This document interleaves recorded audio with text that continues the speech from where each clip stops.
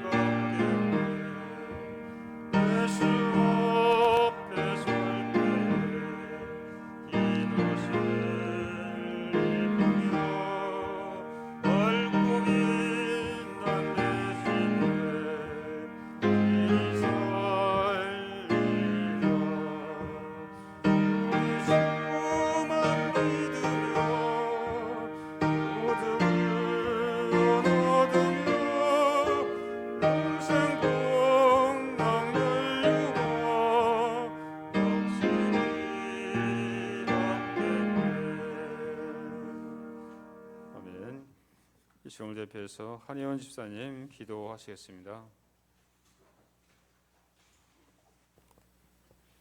기도드리겠습니다.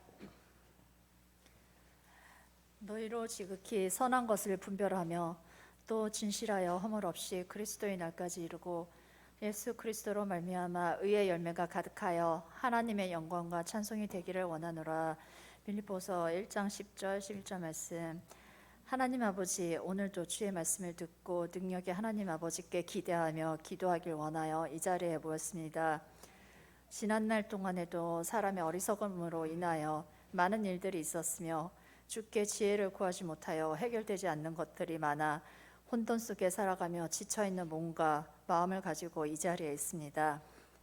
이 시간 주님의 말씀과 찬양과 기도로 세상에서 찾을 수 없는 평안과 위로를 받기를 기도드립니다. 믿는 자들의 기도로 구원에 이르지 못한 자들을 주님께 인도하게 하시고 주님을 믿는 자들이 더욱 말씀을 가까이 하여 하나님의 말씀을 들어 더 많은 지혜를 얻길 원합니다. 사람의 능력으로 알 수 없고 할 수 없는 것들을 하나님은 처리하실 능력이 있으시다는 것을 저희들은 알고 또한 믿습니다. 하나님의 능력을 보고 얻기 위해 저희들이 해야 할 일은 기도임을 압니다. 하나님의 능력을 기대하며 그 기대하는 것이 이루어져 좋은 열매를 맺길 원합니다. 어려운 때일수록 하나님께 부르짖고 순종하는 것을 멈추지 않게 하옵소서. 근심할 시간에 아브라함의 기도처럼 하나님께 고백하며 항상 저희와 함께 하시는 주님의 사랑을 느낄 수 있기를 간구합니다. 애통함이 커서 일어서기가 힘든 자들에게 위로와 사랑을 주시고 질병으로 몸이 힘들어 주님의 손길을 기다리는 자들에게 치유케 되는 은혜를 주시기를 간절히 기도드립니다. 하나님 아버지, 이 세상의 지도자들이 하나님을 두려워하며 겸손하고 지혜로워짐으로 많은 사람들이 안정을 찾아가며 기뻐하는 날들이 많아지기를 원합니다. 그런 세상에서 어린아이들과 청년들이 소망을 갖고 꿈을 이루어갈 수 있기를 소망합니다. 하나님 아버지, 오늘도 말씀을 전하시는 목사님이 계시고 함께 예배드리는 성도들이 있으며 주님의 귀한 형제들이 함께 예배드릴 수 있도록 인도하심을 감사드립니다. 이 자리에 있는 저희들이 말씀을 듣고 어떻게 말씀의 씨앗이 뿌려지든 그 말씀이 꼭 잘 자라서 좋은 열매 맺기를 원합니다. 이곳에 함께 예배드리고 있는 모두가 항상 건강하기를 기도드립니다. 이 시간 함께하지 못하지만 흩어져 있는 가족들을 위해, 이곳에서 군 생활하고 있는 자녀들을 위해 기도하고 있는 가족들의 기도를 들어 응답하여 주시옵소서. 주님을 사랑합니다. 예수님의 이름으로 기도드립니다. 아멘.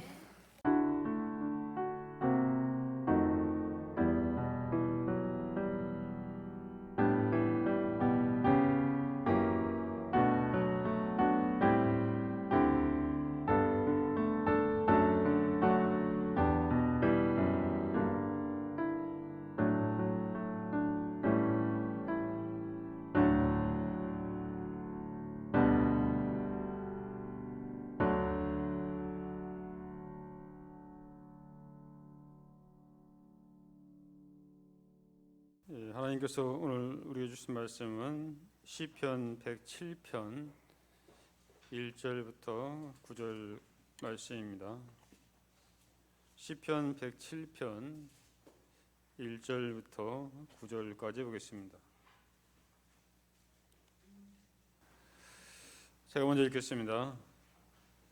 여호와께 감사하라. 그는 선하시며 그 인자하심이 영원함이로다.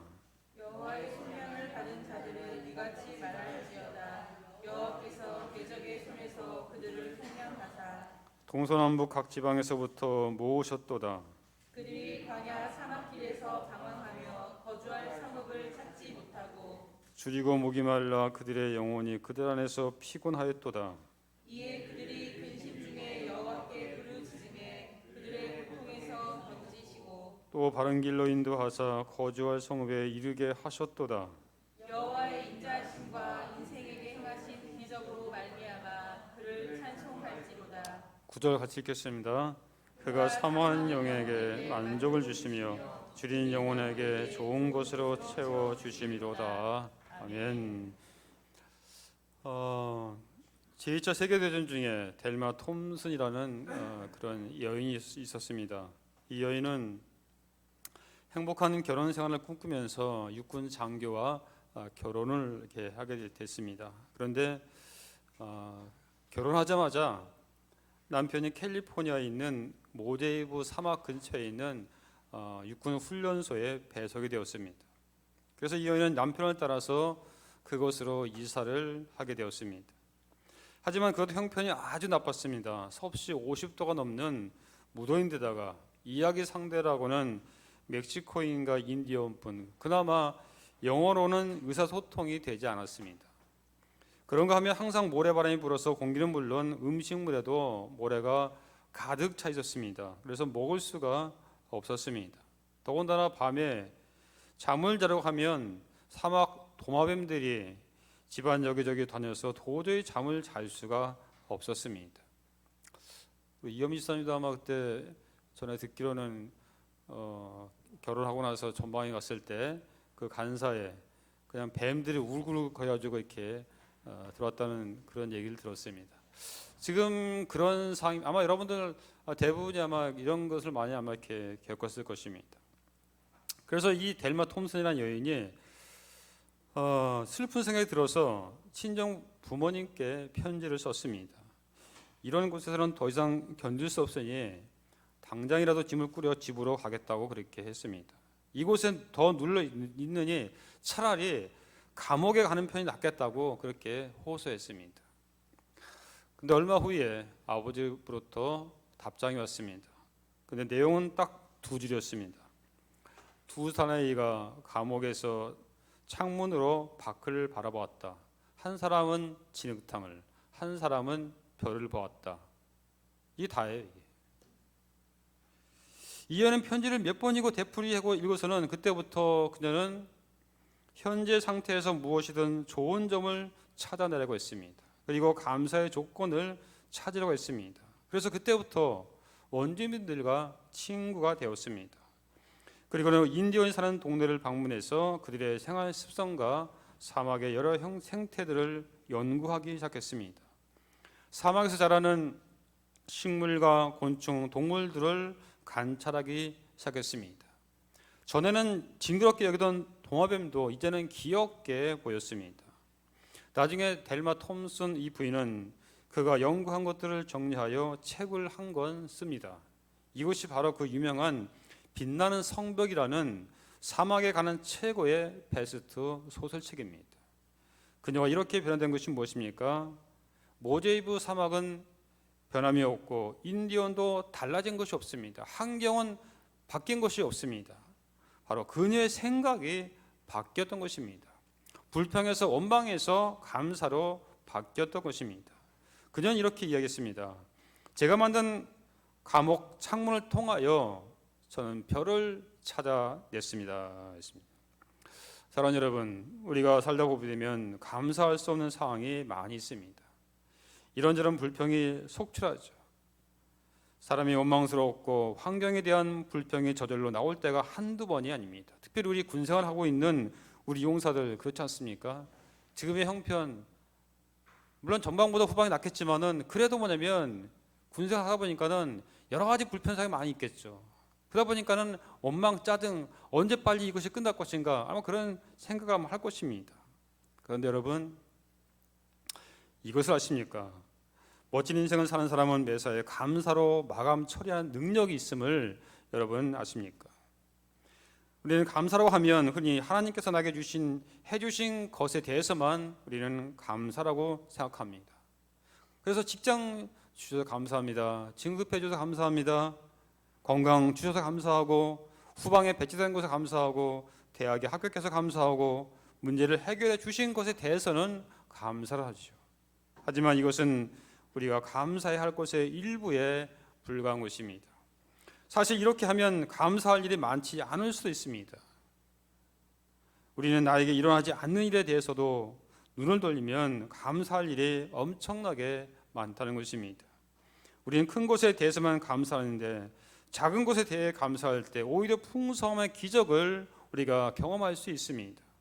우리가 알다시피 예수님께서 오병이의 기적을 일으키실 때 제자들은 한 어린애가 가져온 보리떡 5개와 물고기 2마리를 하찮게 여겼습니다.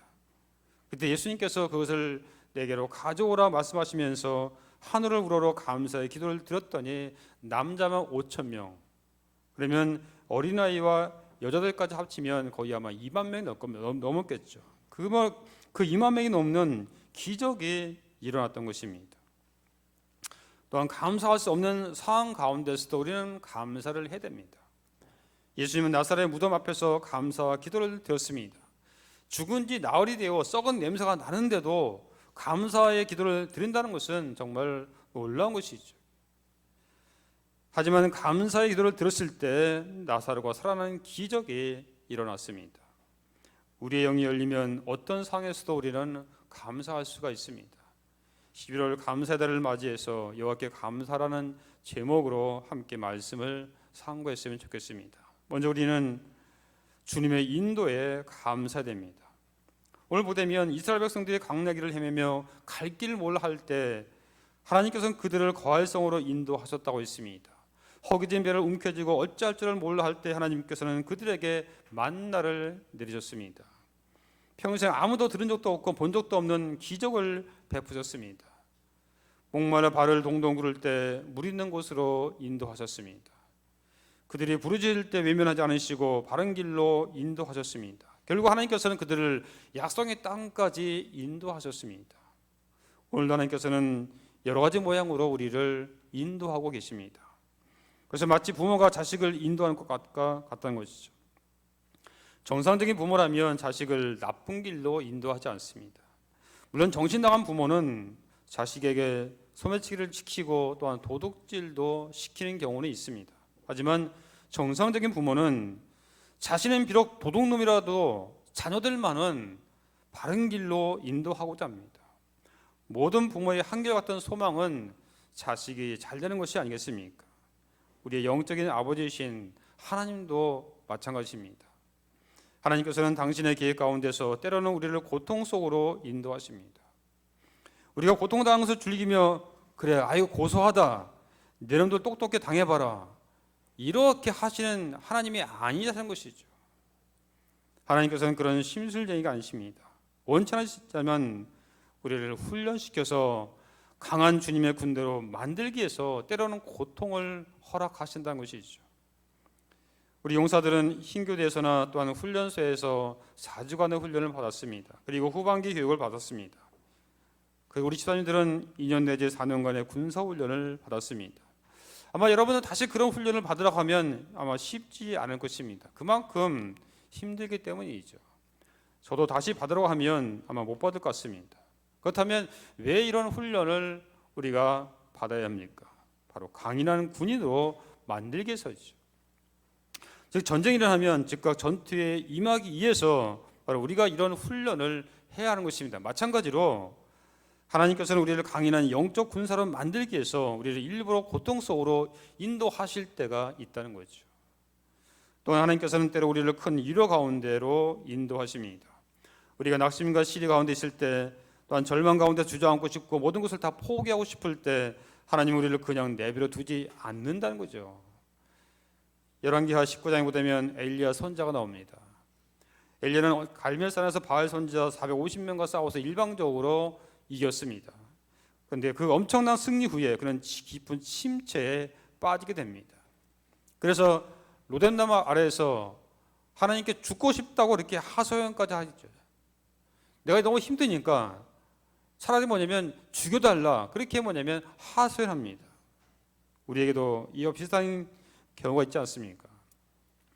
영적인 승리 뒤에 극한 침체기가 올 수 있다는 것입니다. 하나님께서는 침체의 늪에서 허우적거리는 엘리야를 책망하지 않으시고 오히려 천사를 보내 어루만져 주시고 음식과 물도 준비해서 먹이고 기운을 얻게 해 주셨습니다. 어느 목사님의 간증입니다. 새벽 예배 때 어느 젊은 부부가 감사헌금을 드렸습니다. 그런데 이들이 드린 감사헌금의 내용이 목사의 마음을 뭉클하게 하고 눈물을 흘리게 했습니다. 이 집사님 부부는 명문대학을 졸업한 아주 신앙심이 깊은 그런 부부였습니다. 하지만 아무리 시간이 지나도 취직이 되지 않았습니다. 번번이 취업 무턱에서 떨어지곤 했습니다. 그래서 작정하고 새벽 재단을 쌓은 것입니다. 그런데도 취업이 되지 않았습니다. 이런 상황이었지만은 이 부부는 신실하신 하나님을 의지해서 새벽 예배 시간에 감사헌금을 드렸습니다. 감사 기도 제목은 이런 것이었습니다. 하나님, 저희가 계획하고 기도한 대로 응답해 주시지 않은 것을 감사드립니다. 사실 쉽지가 않죠. 이런 감사는 아무나 할 수 없습니다. 주님이 내 삶의 주님을 고백할 수 있는 사람만이 할 수 있는 것입니다.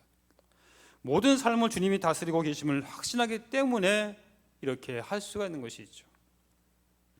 하나님의 인도하심에 대한 강한 확신이 있기 때문에 드릴 수가 있는 것입니다. 지금 내 자신이 처한 현실이 어렵고 앞으로 다가올 미래도 불확실하지만은 하나님께서 가장 좋은 것으로 채워주실 것을 확신한 사람만이 드릴 수 있는 바로 감사인 것이죠. 헬렌 켈러는 내 앞에 펼쳐진 것들에 대해 감사해야 한다고 그렇게 이야기했습니다. 믿음의 사람들은 하나님이 주신 것이 최선의 선물이라고 고백할 수 있어야 한다는 것이죠. 그 후에도 한동안 취업이 안 됐습니다. 그런데 미국 유학길이 열렸습니다. 지금 미국 시애틀에서 이 부부가 함께 공부하고 지금 사역을 하고 있습니다. 사실 이들 부부는 유학을 가고 싶었던 것입니다. 그런데 결혼 후 생계가 우선이다 보니까는 결국 꿈을 접고 취업을 하려 했던 것이죠. 그런데 하나님께서는 이들의 꿈을 다시 펼칠 수 있는 더 좋은 길을 예비해 주셨던 것입니다. 감사할 수 없는 상황에서도 하나님의 인도하심을 믿고 감사로 나간 이 부부에게 더 좋은 것으로 채워주시는 하나님을 경험할 수 있는 은혜를 주신 것입니다. 하나님께서는 오늘 우리 모두를 그렇게 인도하십니다. 기도 가운데 이루하십니다. 말씀 가운데 일어서게 하신다는 것입니다. 이렇게 인도하시는 하나님께 감사하시기 바랍니다. 두 번째, 우리는 하나님의 공급의 은혜에 감사를 해야 되는 것입니다. 9절을 볼까요? 자, 9절 다시 한번 읽겠습니다. 시작.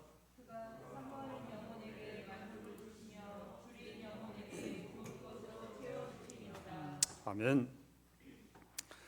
하나님께서는 사모하는 영혼을 만족하게 하신다고 했습니다. 줄인 영혼에게 좋은 것으로 채워주신다고 했습니다. 우리의 필요를 선하게 공급하시는 분이라고 했습니다. 그분은 나의 영적인 필요는 물론 육적인 필요, 정신적인 모든 필요를 채워주시는 분이십니다. 이스라엘을 그렇게 인도하시는 하나님은 오늘 우리도 그렇게 인도하십니다. 이런 모든 것을 채워주신 하나님께 우리는 감사해야 할 것입니다. 지금 우리는 굉장히 어려운 시대에 살고 있습니다. 사회적으로, 대외적으로, 경제적으로 매우 지금 어렵죠. 북한은 계속해서 뭐냐면 미사일을 발사하고 있고, 지금 또 이태원 사고로 인해서 많은 또한 사람들이 애도하고 있습니다. 경제적으로도 매우 지금 어렵고 그런 상태에 있죠. 직장 얻기가 하늘의 별 따기보다 어려운 그런 상태에 있습니다. 그러다 보니까는 하나님은 도대체 나에게 무엇을 해 주셨는가? 무엇을 공급해 주셨는가? 감사할 게 뭐가 있나라고 할지 모르겠습니다. 물론 안정된 직장을 통해서 규칙적으로 봉급을 받는 것도 감사해야 될 것입니다. 하지만 직장이 없는 가운데서도 하나님께서 까마귀를 통해서 신기하게 채워주시는 경험을 하는 것은 더 신나는 것이죠. 안정된 직장을 가진 사람은 이런 경험을 하지 못할 것입니다. 제가 신학 공부를 할 때 재정적인 어려움이 많이 있었습니다. 등록금을 내기가 참 쉽지가 않습니다. 그 당시에는 또한 제가 전역한 후라 경제적으로 매우 어려움이 있었습니다. 나온 것이 아무것도 없어요. 연금밖에 없죠. 이게. 연금도 얼마 되지도 않죠. 이게. 그러다 보니까 집 문제, 먹는 문제, 아이들 공부 문제로 정말로 걱정을 해야 할 정도로 어려웠습니다. 하지만 신기하게도 굶은 적은, 쌀이 떨어진 적은 없었습니다. 사랑 까마귀를 통해서 공급을 받았습니다. 물론 고생은 정말 심했죠. 이때 저희 가족이 고생을 정말 많이 했습니다. 정수기 코디도 해보고 보험회사도 다녀보고 참 이것저것 많이 해봤습니다. 또한 방을 구해야 되는데 이 집이 없다 보니까는 월세방을 구하기라도 이야기해서 참 노원동, 반석동, 신성동 일대를 3개월 동안 이렇게 다녔습니다. 때로는 지쳐서 공원 놀이터에서 울기도 했고, 하지만 그것은 결코 즐거운 일은 아니었죠. 하지만 하나님의 공급을 가장 극적으로 체험한 시기가 바로 그 무렵이었던 것입니다. 고린도후서 12장에 보면 사도 바울은 자신의 육체의 가시를 인해서 하나님께 기도했습니다. 하나님께 3번이나 가시를 제거달라고 기도했습니다. 하지만 하나님께서는 그의 기도를 거절하심으로 응답하셨습니다. 그의 기도를 거절하심으로 그의 가시가 얼마나 큰 축복이 되는지를 가르쳐 주셨습니다. 프랑스 소설가 생텍쥐베르는 그의 대표작 어린 왕자에서 이런 이야기를 들려줍니다. 갑작스러운 비행기의 엔진 고장으로 사하라 사막에 불시착한 조종수는 엔진 수리에 여념이 없었습니다. 그때 아주 작은 별나라에서 어린 양을 구하러 내려온 어린 왕자는 조종사에게 이런 질문을 합니다. 어린 양들이 가시가 돋친 꽃들도 먹을까요? 조종사는 비행기 수리에 여념이 없어 건성으로 대답합니다. 아마도 양은 닥치는 대로 먹을 거야. 어린 왕자는 좀 더 진지하게 묻습니다. 날카롭게 찌르는 가시가 있는데도 그 꽃을 먹을까요? 그러면서 또 하나의 진지한 질문합니다. 그런데 아름다운 꽃을 피우는 나무에 가시는 왜 생겼을까요? 왜 가시는 필요할까요? 가시는 어디에 쓸모가 있는 것일까요? 조종사는 여전히 비행기 수리에 바빠서 건성으로 대답합니다. 아마 그냥 생길 거야. 가시는 아무도 쓸모가 없는 거야. 고개를 껴당하던 어린 왕자는 잠시 후 스스로 놀라운 답을 얻습니다. 그는 가시의 필요성을 이렇게 해석했습니다. 아니에요.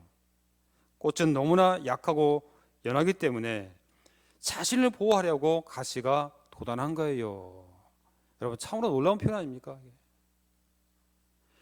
이것은 참 놀라운 통찰력입니다. 가시 덕분에 꽃은 안전한 것이죠. 아름다운 장면은 가시가 있습니다. 선인장은 자신을 보호하기 위해서 가시를 몸에 가지고 있다는 것이죠. 바울은 가시 덕분에 겸손하게 되어서 큰 은혜를 받게 되었다고 말합니다. 오히려 가시로 인해서 감사하고 있습니다. 육체의 가시가 그를 약하게 만들어 그리스도의 능력이 그에게 머물도록 도와주고 있다고 말했습니다.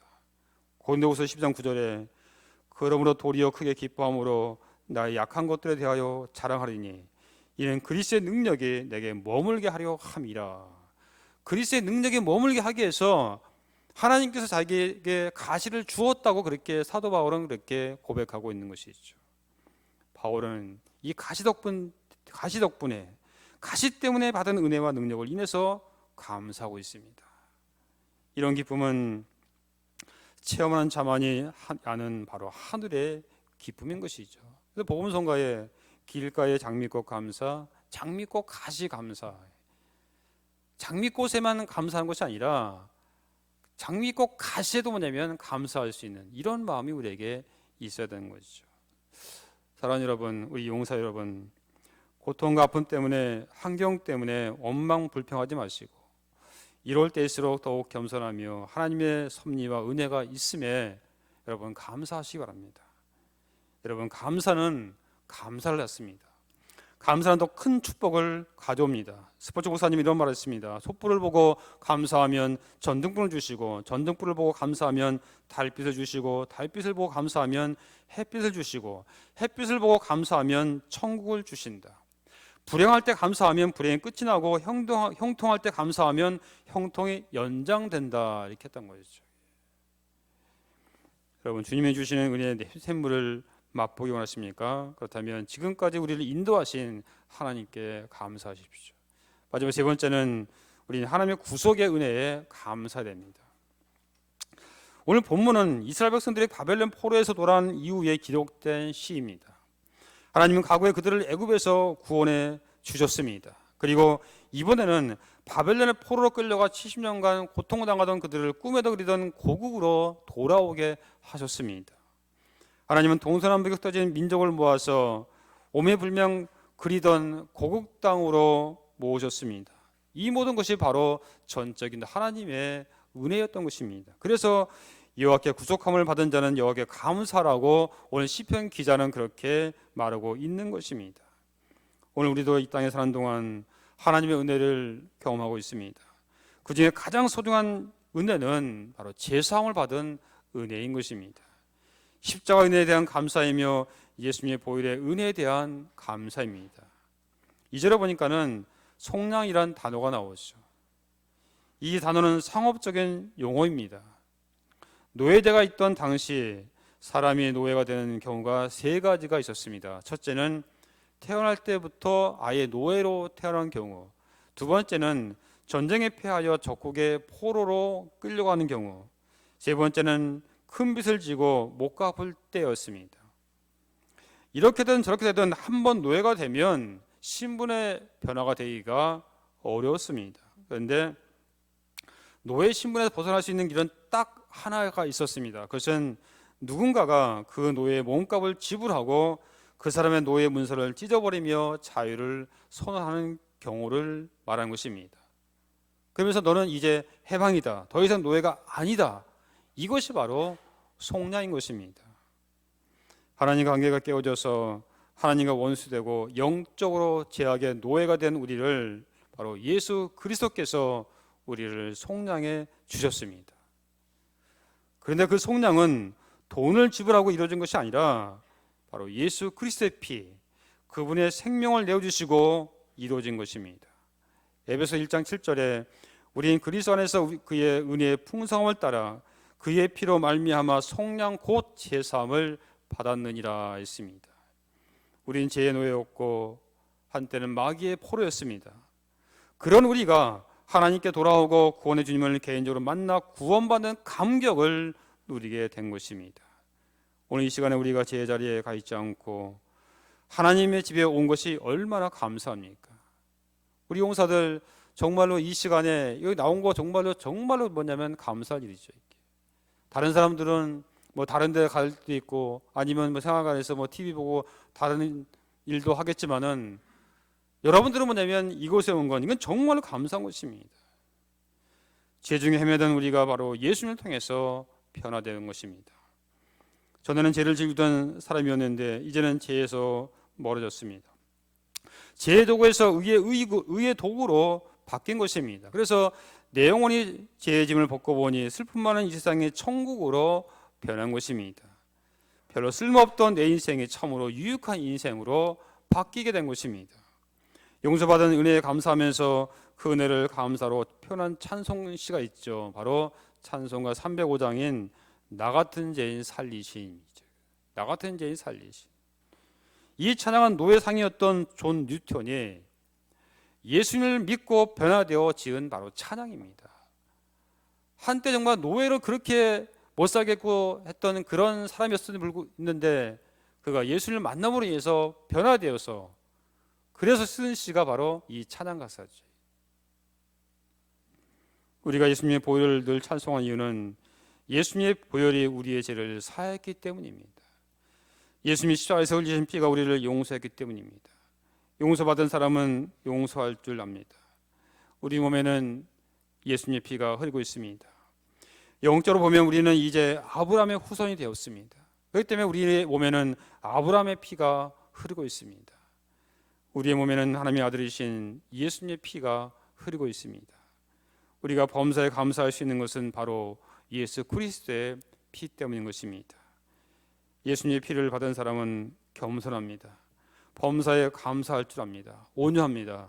이렇게 된 것은 바로 주님의 은혜가 그렇게 바꾸게 한 것입니다.